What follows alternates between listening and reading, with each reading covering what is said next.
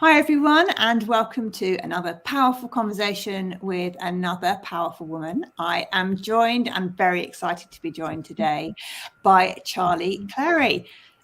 She is amazing. I had a fabulous conversation with her a few weeks ago on having met on LinkedIn, and was delighted when she agreed to be one of my women in my conversations. So welcome, Charlie. Thank you for joining me today. Hi, Claire. Thank you so much for having me. Gosh, a nice intro. Thank you. So tell us a little bit about who you are, what you do, how you help people. Okay, so I'm Charlie, as Claire said, marketing consultant. I have just spent, it feels like a life sentence, 20 years in corporate marketing, but have recently set up my own business, helping female founders demystify, understand, kind of clarify their marketing, because the world makes it feel like a really scary place and very confusing, and you have to do everything. And I'm going to let you into a secret: you don't. You really don't, because you can't. There isn't enough hours in the day. I don't know a single female founder who's got time for all of the marketing and running their own business. So I step in. I thought I'd be providing a marketing strategy, because that's what people need. No one has ever asked me for a marketing strategy. No one at all. They've asked me to help. What am I going to write on social? What do I post? What do I talk about? What should I do next? What are all these marketing things I need to do? So we basically, demystify everything, simplify everything, because it's just too complicated. And then, put them on the right path, because normally they're doing a really amazing amount of stuff, don't realize they're doing loads of marketing anyway, and just point them in the right direction and give them a bit of reassurance and accountability. And that's me. Yeah, and I mean, I think that it's an amazing service to provide, because there's so much out there and there's so many different ways of doing things. How does, as a female founder, solopreneur, etc., how do you know what you're doing is the right thing to do? Well, it feels like you don't. I know we're definitely from the inside looking out, and I have to do this for my business as well, which is interesting. It really feels like you don't know, because so the best thing to do is get someone to make you accountable, and to not to check your work, but to kind of bounce ideas and bounce things off. I am not really a fluffy marketeer. I'm more of an Excel spreadsheet marketeer. Love a spreadsheet. I think we talked about that. Yeah. And I like measuring the numbers. So everything for marketing you can measure, and it's just not getting overwhelmed with what you do measure. And you should measure everything. I hate that word "should" as well. I am getting that banned. You shouldn't have to do anything, but there's things that you can measure that will make you feel like what you're doing is having a difference, hitting what KPIs you need, or going towards a goal that you need to do. Getting help doing that at the start is probably the easiest thing, instead of trying to unpick it 6 months, 12 months down the line, thinking I've done loads of stuff.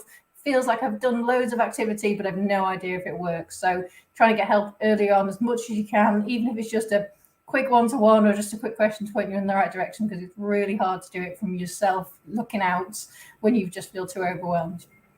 Yeah. And how long do you normally give to know if something's working or if you need to tweak it? I'm not always the most patient person, so I can't put something out. It's like, I want to see the results straight away, but clearly that's never going to be quite helpful if it happens.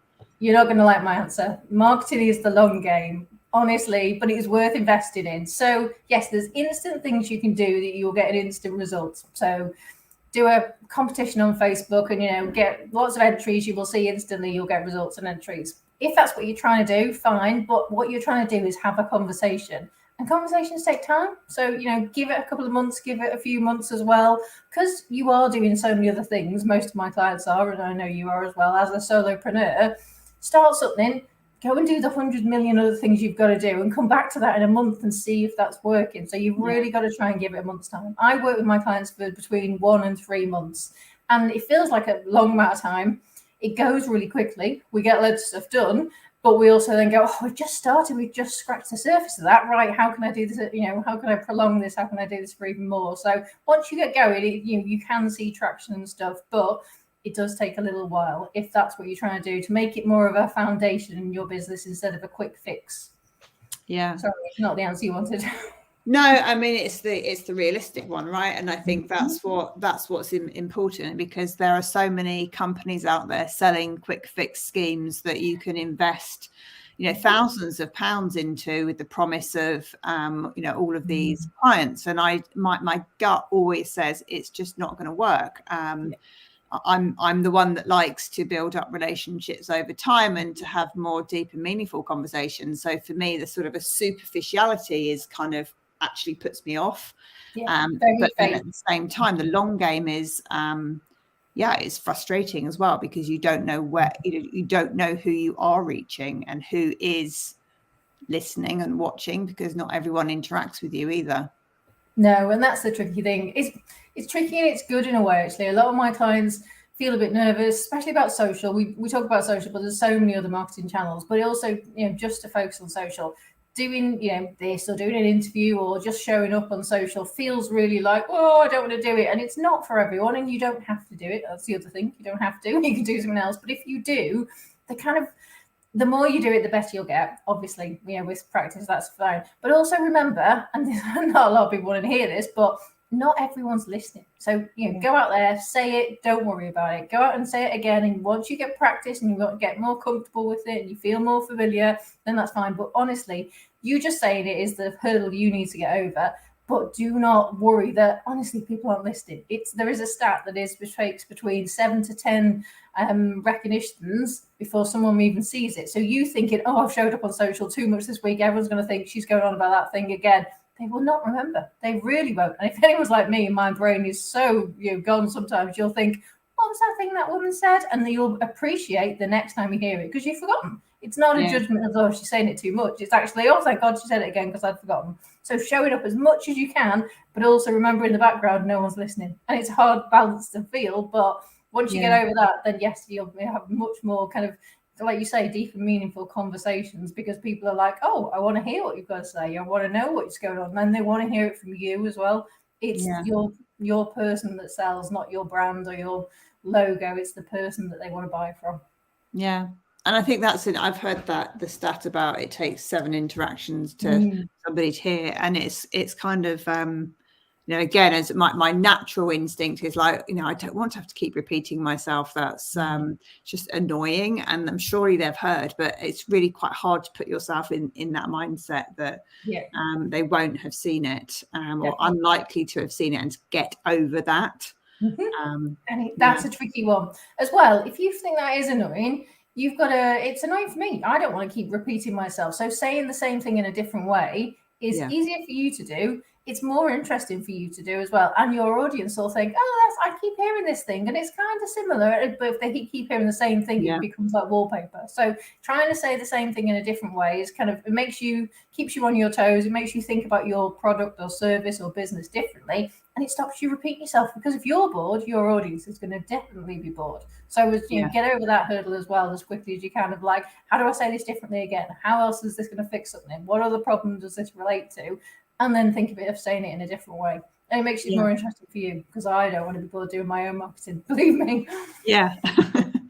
So how do you feel? I mean, we had, before you became sort of on air, if you like, we had this sort of little conversation about just having raw, authentic conversations. Where do you sit in terms of marketing between having something that is scripted and very well planned, so you make sure you get out certain messages, versus just sort of speaking from the heart and just going with it however it sounds?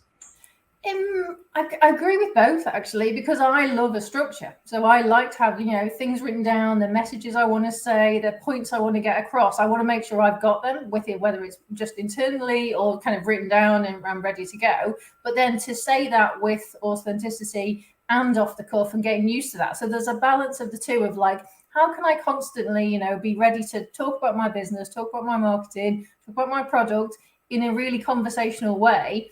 And then I can then apply that to whatever channel I do it. So if you can practice, if someone says to you, what do you do? And you're ready to, just easily say that, you get that practiced in your head, and you can use that for anything. You can use that in the pub, you can use that when you meet someone, bumping someone on a lift, whatever it is, get that ready and get that so comfortable in your brain that you can do it. Then the next step is like, oh, and how does that help people? get that, you've got to practice all these little minute conversations. I hate to say elevator pitch and all these things, but yeah, it kind of works. Yeah. And once you can do that, then you can then show up on social and someone said, in your head, I want to tell people what I do and how my service helps people or what problem it fixes. And that will come across naturally. And then it will feel like you are not selling as well. People are scared of selling as well. yeah. And as a business, I have to sell my stuff. I want to, I want to get paid. I need to pay some bills. So don't think about it as selling. It's having a conversation of the thing that you can provide. How do you then tell someone about that? And that is what selling is. But if you have that in a conversational way, you'll get much more used to it and you'll feel much more comfortable instead of having this rehearsed piece of paper that you have to say the words and then make sure you've got it. Yeah, no one likes that and no one wants to do that. Yeah. Yeah, no, I completely agree. So when you've been setting up your company, what's been the biggest challenge that you've faced with setting yours up? Setup was easy because I've been a contractor for years. So all the kind of admin, accountancy, invoicey side, I've kind of had all that ready. What was interesting is putting my own logo and things. That was nice. And, doing that and making it more personal, more me. That was interesting. You're going to laugh at the hardest part. The hardest part I found is marketing me. Now, I can give marketing advice and I can do it for all different types of clients, and you're going to laugh. But sometimes it's so hard to put that lens on yourself. So it really is. I sit here sometimes and I go, what do I do? And then I right, what would I tell a client? And I have a process for all of these things and an answer for all the things, but sometimes it's hard for me to translate that into, well, I've no idea because it's different for me. It's not different for me at all. So sometimes marketing me is the hardest thing, and it's the easiest. What I found is take me out of it. I'm marketing this person, this product, and almost treat it like a client, and then adapt it back to me again. That's something I didn't realize that would be my hardest thing, and now it is. Yeah, and it doesn't surprise me that you said that at all, really. I think it is because and when it's your own business, it's emotional as well. Yes. And having that differentiation. Well, the delineation between who you are and who your business is, and it's just really, really, really difficult because you care passionately about what you're doing and why you're doing it, because that's why you do it. Yeah, but that gets in the way sometimes. I wrote something actually this morning and I thought, right, keep this short and snappy and do it. Almost a page later, I waffled and rambled, and it's like, oh God, I tell a client to really cut that down. So I need to finish that this afternoon. But take my own advice is often the thing I have to remind myself. Yeah. Where do you get your, what's your biggest source of inspiration when it comes to your own content?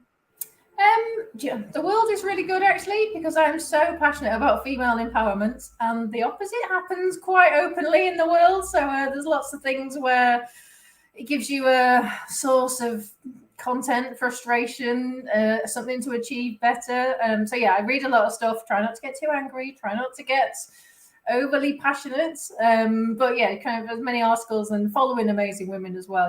Women. And we say this a lot about, you can't be what you haven't seen. So, you can't be a female VP if you've not seen loads of female VPs. There are so many do a 2-minute scroll on LinkedIn. I found you, this is good. I think people are saying there's not many women. There are millions of women out there, and it's finding them, connecting with them, finding a real bond and a connection, and you're kind of following them, having conversations with them as well. So, there's lots of people out there. So inspiration comes from actual individuals. It's not always giant CEOs that run corporations. It's women who run businesses like me. And I think, how do you do this? How do you survive? And how are you doing these things each day? And being kind of finding your tribe. It's overused, but definitely there's lots of people out there. So no short of inspiration at all, and frustration. Yeah, and I think that the finding your own tribe is a really important thing. So I think it's very easy when you start out to just go broad, because it feels comfortable, and you believe that nobody's going to come and buy from you unless you serve everybody. But actually, the more specific you get, the easier it kind of is. And it's just fascinating how you find your tribe and the people that you really do resonate with and enjoy working with. And when it's your own business, you have the choice of who you work with. That's the nicest thing. It really is. And, you know, I've not had to sack a client yet, but, you know, that possibility is there. I've worked in corporate for years where you had to work with certain agencies or people that you didn't like, and there was not a lot you could do about it. That's the nice kind of thing of like, yes, you do get totally the choice. The opposite, well, almost the other side of it's true, is finding your client tribe, but also finding your business tribe. So I've definitely really heavily lent into networking. Didn't realize how amazing it was going to be for my business. I did it for years in the corporate world. I'd turn up at events, throw business cards around left, right, and center. People would go, "Oh, which amazing big brand you work for?" And I worked for some amazing big brands. They'd try and sell to me. I'd leave after some mediocre coffee and go, "That was rubbish, wasn't it?" And I did that for years and years, and that's how I networked. And you think, oh, and then those people would email you, and you'd still be like, "Oh, I don't really want your product," you know, and you had to do it as a thing. As I started my own business, I started that, and I was like, "Oh, I'll go to some networking events," and it really didn't fill me with any excitement or confidence or any thought of like, you know, this will going to ever lead somewhere. And I realized I was doing it wrong. And I went to a couple of networking things, and I was just like, right, you've got to go with questions, and you've got to go with kind of conversations. I haven't got that big brand logo across my head anymore, so who's going to listen to me was my first thought. But people have been so lovely and so nice. I've met some amazing connections. I've joined some women's networking groups. So finding that group of women who all run their own businesses, all want to ask questions, all want to help you as well, all want to really answer questions, help you as much as they can, was so different. So it's not the networking I thought it was going to be. It really is just a group that, the one I do on a monthly basis, it really is a group of women who actively lean in. You can see it on the screens and say, what do you want help with? Not buy my product, not do my thing. What do you need help with? And he's like, is this networking? Yeah, it really is. And they are just fabulous. So definitely finding, because it's so lonely. You are sat here on your own for a lot of the time, and you think, I can do this. I should be able to do this. You know, I'm going to be fine. It's going to be okay. I've got a million things to do. I've got washing on. I've got to feed people and dogs and kids and all sorts. And then you think, it's just me again. And it's like, if you've got someone else to talk to who's in the same situation or isn't in the same situation, whatever it is so helpful. And that little lonely world of one just explodes into like hundreds of people that can help you. And that has been probably one of the saving graces, because I really thought, I can see how businesses go, you know, out of control or they go bust, because people get frustrated, fed up, lonely, unmotivated. And why would you do that? You go back and get a corporate job. So no, networking, I would say, is my number one key tip, is find your tribe of people on that side. Yeah. And so where do you sit on the virtual versus real world networking? So I think a lot of people are starting to get a little bit burnt out by online networking, and that sort of real interaction with your local community can add quite a lot as well. I picked one that was specifically in my local area, and that they do a monthly networking, and then they do a monthly coffee where we meet up as well. So it is a dual one as well. I think it would be good if it was just an online thing, but like you say, I think I'm getting a bit burnt out with just like, here's another call. I mean, my corporate career, God, near the end of it, I was doing 8 to 10 calls a day, and it's like, no, I stopped doing that because I didn't want to do it. Now I'm going, oh, let's do more networking. It's like, no, you're going back to the same thing. So I definitely feel like, if you can get out and about and meet some people, you know, as much as you can, it really is, you know, it's a savior, because you're in your own. I might have a call with you today, but I'm still in my own little space on my own. I've talked to you, and I think just getting out and about really, really helps. Yeah, no, I agree. And what about do you just work from home, or do you work in any sort of local hubs where people can hang out? And would you have that as a sort of a sales and marketing strategy? Yeah, I need to do that more. And I don't do it as often as I should. And when I go and do it maybe once a month or every couple of months, I realize, oh, I love this. I should do this more often. But it's until you do it, you forget, isn't it? And that's it. But yeah, you definitely need to kind of, talk to like-minded people, go and, you know, kind of have conversations with people, and not just in a salesy way. Like, it's not just a pitch. It's not just how do I find clients? It's how do I talk to people about, are you having the same problem? Are we doing this? So kind of similar to the networking, but a bit more bespoke in your area. Find it really helpful, but don't do it enough. And I really should, definitely. Yeah, because I was having a conversation with a friend at the weekend, and she goes to a local gym where they have a space where you can work out and you can be there. And she says she spends, sometimes one day a week there. And she said it's useful because that's where her tribe potentially, hang out. So you're getting it's kind of has a dual purpose. You've got the support there. You've got people that you can talk about your offer with, that you can bounce ideas off, solve problems, and all of this happening in a place. I think it's an interesting concept to explore if you can find the right place, I think. Yeah, I think it is. It's about finding the right place, and kind of, I'm still at the early days, so I'm still doing a lot of testing and trialing, and does this work and doesn't this work, and not ruling stuff out. It's just like, test a load of stuff. This is the time to do it. When I've got too many clients and I'm too busy to leave the office, I will regret not doing this. So this is my excuse for doing lots of things and spending lots of money at the moment. But it's just like, do it now when you've got the time, when you've got the flexibility, so that you can go, hey, I did that at the start and it didn't work. I might revisit it in 6 months. So yes, I like her idea. I might see if there's anything like that near me. Yeah, hers. She was talking about this local gym that's sort of got a spa associated with it, and it's sort of a more upper end clientele that might be there, and so I thought they quite an interesting idea. Sounds that, yeah. In a spa, yes, definitely. And that's the thing as well. Is you feel. I left the corporate world because I hated fitting into that box, that 9 to 5. You do the objectives from someone else. You do the start and the end time of someone else. It takes a long time to get out of that. And I'm still not 100% out. But if you could see, don't feel guilty for going to yoga at 3 o'clock, because that's what time yoga is, or swimming at 10 or something. You don't have to fit into that world, and getting your head around that mentality is really quite a task as well. So I wouldn't, if anyone's thinking about it, don't underestimate or beat yourself up about, I need to work till 5 or I'll work until this. I stopped that corporate world because I didn't want to work till 8 o'clock at night, But if I suddenly did now, I could stop now and think like, right, look, I'm going to pack in till 7 o'clock and then do an hour or two then. But you've got to be, it really is quite a test of how you get out of that mindset, and then what's right for you, and then how that works for your day. It's like, I might feel more creative in the evening than I am in the morning. I sit down at my desk and go, I will be creative. I don't feel like that. So that's probably one of the biggest struggles as well, is just that adjustment to this different way of life that no one's giving you the kind of template for. You've got to make it up yourself, and that freedom is brilliant, and then that freedom is terrifying in the same breath. So based on your experience so far, what would your top tip be for putting clear boundaries in place between home and work?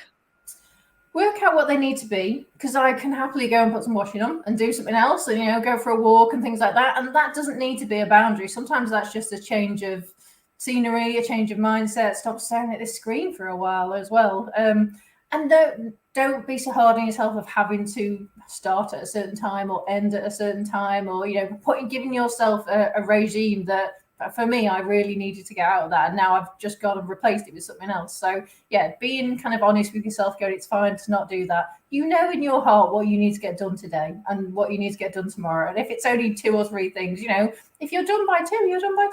What is that? That's not the end of the world. You don't have to tell anyone as well. No one is reporting you or clocking you in. That's fine. So don't be hard on yourself of like, oh God, I need to get more done. It's like, you get as much done as you need to. And if you're doing this yourself and you've got into a bit of a rhythm, what's urgent, what can be saved for another day, and don't worry about it. Yeah, I'm definitely leaning into that whole load more at the moment, to the point where it's like, well, of the things on my to-do list, which of them are actually going to bring me joy today, which of them feel like I'm going to be able to do with ease and flow, because I think the energy you then take to that task is completely different. Like you were saying, about writing a piece of content, if you're not feeling it, the words just don't come out onto the paper right, and then the reader isn't going to pick it up in the right way. Where last week I wrote an article and it just kind of like came out, with hardly any needing to adjust it or make changes afterwards. It's like that, and that's really satisfying, and it kind of is those things that help lift you up. And at some point you do have the energy to do the things like, you know, some bookkeeping or booking calls or something that maybe are a little bit more draining, but just flexing with that is quite an interesting experience.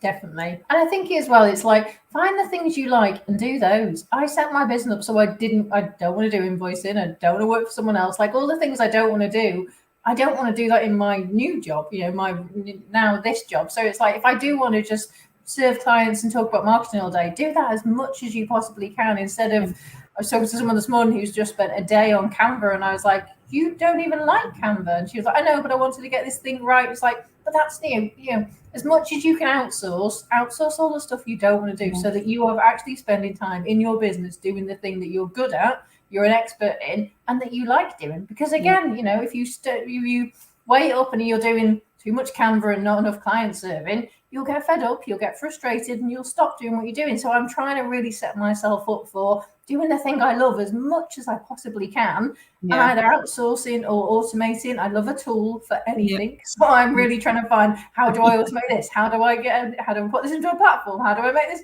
I love researching those things. So it is good that I can do a bit of both. But, you know, the thing I want to do, I want to spend 80% of my time talking to clients about marketing, and the rest, how can I make the other things quicker and easier? Whether it's hire someone, whether it's farm it out to someone, whether it's go and download a thing, do it that way around, because otherwise you get fed up. And it's like, I didn't set my business up to go and do hours in Canva, which is easily done sometimes. So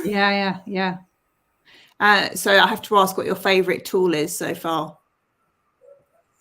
Well, if I get the one I was trying to work yesterday, Tailwind is very good for kind of Tailwind, it's kind of creating and giving you a bit of ideas for social, because I sometimes struggle with that. That's interesting. Probably, and because I am a nerd and a bit of a geek, my favorite tool is my accountancy tool. So I love Studio Ninja, that I use for my contracts and payments and invoices and sending emails to clients, of like all automated, so I never have to chase a payment, I never have to organize a call with a client. It's all done in this little platform. Took a lot of setting up, but I love that one. So that's probably my favorite one. That sounds really good. Well really done. Good. I'll have to check both of those out. I love a tool as well. Mine is probably having a good online booking system with your calendar. I think that's you can save a lot of time and avoid all the backing and forthing about who's free when, if you've got a good booking system in place. But it's little things like that where you think, it takes 2 minutes to set a call up. It does, but then you think, when I have 100 clients, so when I scale this up, it takes 2 minutes to do 100 clients. It takes 2 minutes to do 2 clients as well. So I'm really trying to think, how do I future-proof this for when I've got hundreds of clients? So it might be easy now and I might have the time to do it, but think about all the things that you think, it only takes 2 minutes. But imagine how long it'll take when you've got too many clients and you're doing too much stuff. So whatever can take the time as well. That's the other thing I talk to my clients is like, do you want some more time back? Yes. Well, let's stop messing around doing things that are taking too long, that are taking too much of your time, and let's reduce it. So the tools is for me definitely, but also for my clients to use as well. No, exactly.